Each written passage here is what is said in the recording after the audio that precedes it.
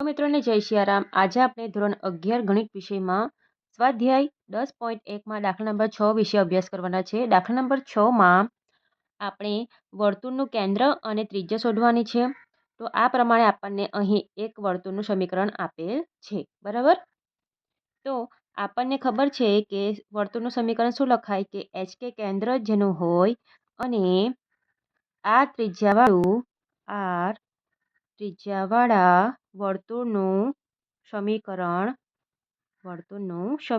શું લખાય આપણને ખબર છે કે x - h નો સ્ક્વેર પ્લસ y - k નો સ્ક્વેર બરાબર r નો સ્ક્વેર। એને આપણે લઈ લઈએ સમીકરણ નંબર 1। આપણને શું સમીકરણ આપેલું છે તો આપણે લખીશું કે આપેલ સમીકરણ કયું છે તો x વત્તા 5 આખાનો વર્ગ વત્તા y - 3 આખાનો વર્ગ બરાબર 36। હવે જુઓ, આ જે સમીકરણ આપેલું છે એને આપણે ઉપર જે આપણું જે મેઇન સમીકરણ છે એના જેવું આપણે બનાવવાનું છે। તો સૌથી પહેલાં અહીં માઇનસ વચ્ચે હોવો જોઈએ।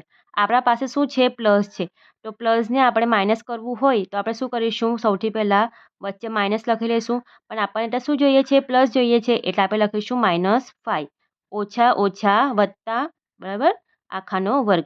અહીં તો આપણને માઇનસ છે તો માઇનસ છે જ, એટલે કંઈ વાંધો આવશે નહીં।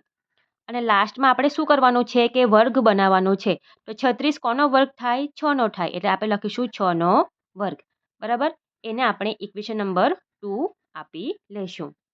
હવે આપણે સમીકરણ નંબર 1 અને સમીકરણ 2ને સરખાવીએ તો સમીકરણ 1 અને 2 ને સરખાવતા સમીકરણ 1 અને 2ને આપણે સરખાવીએ છીએ તો જુઓ, અહીં x છે તો x છે, માઇનસ છે તો માઇનસ છે, તો hની કિંમત શું મળે છે આપણને -5।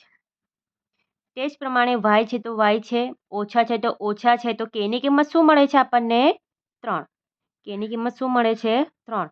અહીં વર્ગ છે તો વર્ગ છે, તો rની કિંમત શું મળે છે આપણને, ત્રિજ્યા r શું મળે છે 6 મળે છે, બરાબર। તો આ પ્રમાણે આપણો જે દાખલો છે એ પૂર્ણ થાય છે, બરાબર। હવે એને આપણે લખવું હોય તો આમ લખી શકાય કે કેન્દ્ર C HK બરાબર -5 3 અને ત્રિજ્યા આપણી શું છે, ત્રિજ્યા r બરાબર 6, બરાબર।